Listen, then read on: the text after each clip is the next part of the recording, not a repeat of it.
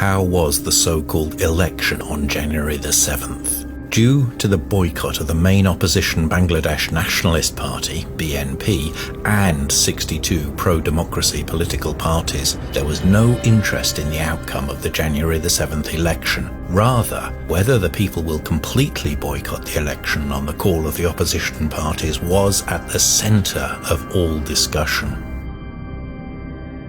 After seizing power by vote rigging in 2014 and 2018, the ruling Awami League was orchestrating electoral fraud again in 2024. In the last 3 months, more than 27,000 leaders and activists of BNP were arrested, including the Secretary General and other senior leaders, by filing false cases. Many were victims of torture and assault in police custody. The opposition activists were sentenced using the servile members of the judiciary. The ruling Awami League propped up dummy candidates to ensure fake competition between the ruling party and its other factions, with the aim of making the election look acceptable and participatory to the international community. To showcase voter turnout, state allowances like senior citizen allowance and student allowance were threatened with cancellation unless the recipient showed up at the polling centres and participated in this farce of an election. Government employees and Ansar members were ordered to ensure attendance at polling stations. Awami League did not even hesitate to threaten physical torture or deprivation of basic facilities of gas, water, electricity unless people voted. A staged spree of violence, arson and murders started, creating false competition among themselves. Awami League started blaming the opposition after instigating arson and violence themselves. On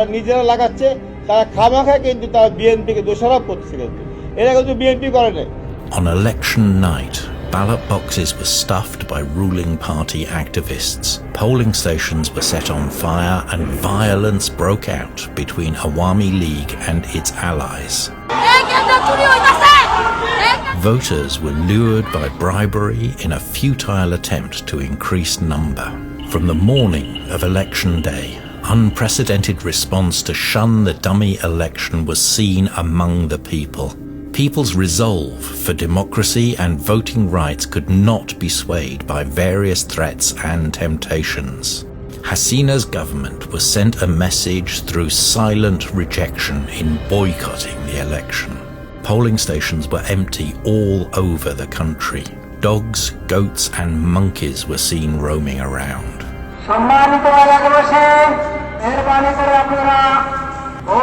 Election officials were seen sitting around idly and waiting for voters. The fascist Awami League government began its traditional vote-stealing campaign. Fake lines were created to show election observers. Just before foreign observers showed up, the same group of people repeatedly came and stood in the polling line to try and impart an appearance of voter participation.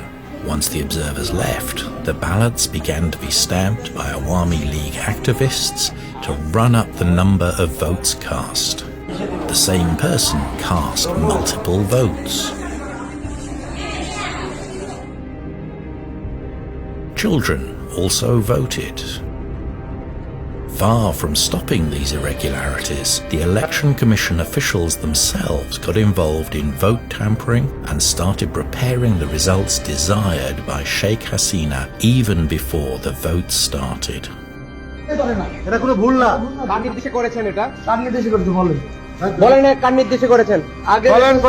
Despite the empty polling stations and people boycotting the vote, Awami League's captive and politicized election commission began to show artificial number of voter turnout.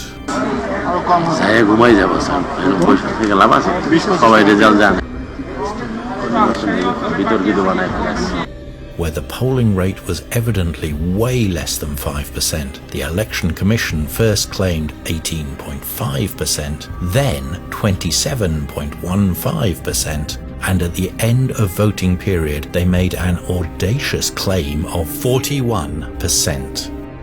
Even on the Election Commission's own official dashboard, the polling rate at 9 p.m. at the end of the polling period was 28%. Just like the irregularities and manipulations in the way voting was conducted, the claimed percentage of voter turnout was a sham. Some polling stations showed more than 100% of votes.